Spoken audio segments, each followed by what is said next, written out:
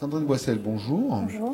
On va parler de Scratch, mais un Scratch un peu particulier, puisqu'en fait, votre spécialité, c'est les déficiences visuelles. C'est ça.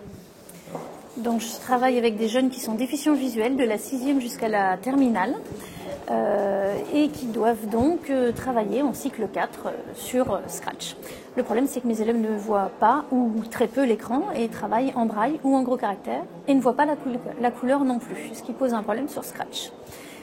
Donc, vous avez été obligé d'imaginer un dispositif, un système, un ensemble de choses qui permettait en fait d'assumer cette formation sur Scratch. C'est ça.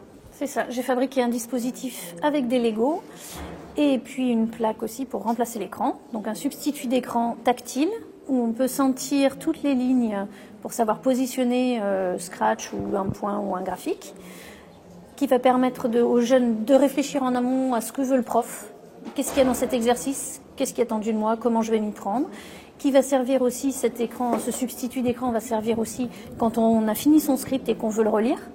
Qu'est-ce que ça donne? Est-ce que ça va bien faire ce que je veux faire, etc. En déplaçant les épingles et les élastiques.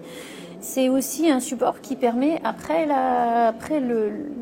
avoir saisi le script sur l'ordinateur, le copain voyant va saisir le script et va lui transcrire sur le substitut d'écran ce que ça a donné.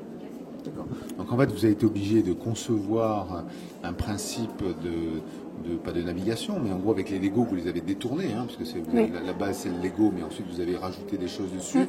On peut éventuellement le voir avec toutes les fonctions qui sont proposées sur Scratch. C'est ça. J'ai repris toutes les commandes de Scratch, tous les différents types de commandes de Scratch. J'ai conservé le plus possible les couleurs pour que le copain voyant ne soit pas perdu. Et pour les élèves non-voyants, j'ai rajouté sur la tranche droite de chaque pièce une petite forme géométrique simple qui permet d'identifier les différents types d'instructions. Comme ça, l'élève va pouvoir lire son programme aussi en diagonale, ce qu'on ne peut pas faire avec les doigts habituellement, puisqu'on n'a que 2 caractères à la fois et qu'une ligne à la fois. Là, l'élève va pouvoir lire son programme de 2 façons différentes. On peut voir la boucle. Alors, on peut voir une boucle. Voilà. Sur la tranche, c'est un demi-cercle. Du coup, quand on a son programme complet, pour retrouver le début de la boucle, soit on cherche sur le côté droit, ce qui permet de retrouver très vite, et quand il y a une boucle imbriquée, il y a la nappe sur le côté qui permet de remonter. Donc la lecture des boucles est facile.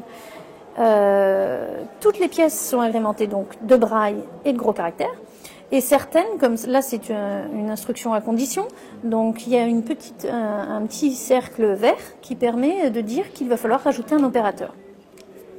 Et donc les opérateurs se rajoutent tout bêtement au bout avec un petit peu de pâte à fixe, et comme ça on sait quelle est la condition.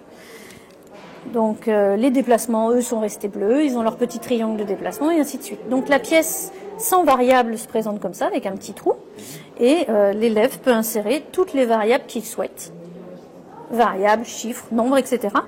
On peut même solliciter l'utilisateur du programme, puisqu'on peut on peut utiliser des capteurs, demande X à l'utilisateur, et puis dans la variable X, tu mets la réponse. Voilà. Donc ça permet à l'élève de faire tout son script sans avoir besoin de dépendre de quelqu'un.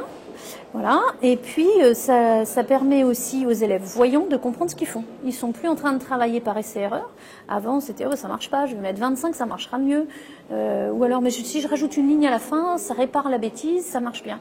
Alors que l'élève déficient visuel va lui apprendre, parce que lui maîtrise bien la mallette, au bout de 6 séances, il va lui dire non, là ça va pas, ton 25 il va rien changer.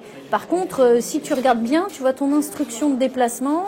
Et donc le fait que ce soit écrit sur la tranche, ça va les aider aussi. Ton instruction de déplacement, elle est avant le début de la boucle, elle devrait être dans la boucle, et ainsi de suite. Alors vous utilisez ce système en classe depuis combien de temps? Alors, il m'a fallu 2 mois pour le mettre au point, puisqu'il a fallu que je compile tous les exercices de cycle 4 pour savoir combien d'instructions il me fallait de chaque. Et les élèves donc déficients visuels de mon collège et de terminale, enfin de première, pardon, l'utilisent en cours depuis le 1er novembre, puis le retour des vacances de novembre. Voilà. Donc visiblement ça fonctionne très bien. Est-ce que vous avez mené des expériences avec d'un côté les Lego, alors j'appelais ça les Lego, mais vous avez donné Accessi DV Scratch. Accessi DV Scratch. Voilà. Et le Scratch générique par normal, sur une tablette, ça peut se faire, ça? Oui, alors en fait, les élèves déficients visuels passent d'abord 6 séances avec l'enseignant spécialisé pour apprendre à prendre en main la mallette, savoir où se rangent les choses, comment s'emboîtent, etc. Et ensuite, ils vont en cours avec la mallette et leurs copains voyants dans la salle informatique, comme n'importe quel élève. En fait, ils travaillent ensemble, ils réfléchissent ensemble à l'exercice, ils construisent le script. Et ensuite, l'élève non-voyant va dicter le script à l'élève voyant qui va le saisir dans Scratch. L'élève voyant observe ce qui se passe, le reproduit sur le substitut d'écran. Et puis, la séance, elle se fait vraiment en interaction entre les deux. Et pendant certaines séances, nos élèves ont des fois du mal à trouver un compagnon pour travailler. Tandis que là, c'est plutôt le contraire. Tout le monde veut travailler avec CCDV Scratch parce que c'est plus facile pour comprendre et pour réfléchir. Et a priori, il n'y a pas une... Qui a gagné? En gros, alors je sais que c'est pas forcément l'objectif, mais a priori peut-être que les déficients visuels ont peut-être plus de facilité peut-être dans les mouvements qu'un élève normal ou pas? Non, en fait, tout le monde a gagné. C'est là l'intérêt de la mallette, c'est que les élèves non-voyants peuvent faire les mêmes acquisitions que les autres, même plus rapidement parce qu'ils sont malins, en tout cas cette année, voilà. Et surtout, ils ont un gros avantage. Le braille mathématique utilise des blocs, parce que le braille, c'est linéaire. Donc, quand on a une fraction, on ne voit pas ce qui est en haut ou ce qui est en bas. Il faut rajouter des signes supplémentaires qui s'appellent des blocs, et c'est la même logique que la programmation. Du coup, pour ça, ils sont avantagés et ils peuvent aider les autres.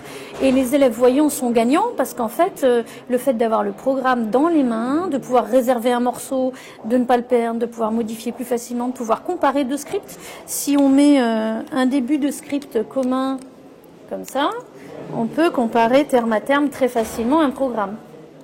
Et ça, pour un élève voyant, c'est un support essentiel. Parce que sur Scratch, quand on a le logiciel Scratch, si on a plusieurs bouts de programme, il suffit qu'on fasse une fausse manip et tout se lance en même temps. Et voilà. Donc ils y ont tous gagné, et je l'ai présenté à l'IREM de Grenoble, et les profs de maths veulent la même chose, mais pour leurs élèves, pour travailler en débranché avec n'importe quel élève. Voilà. Super. C'est génial. Voilà.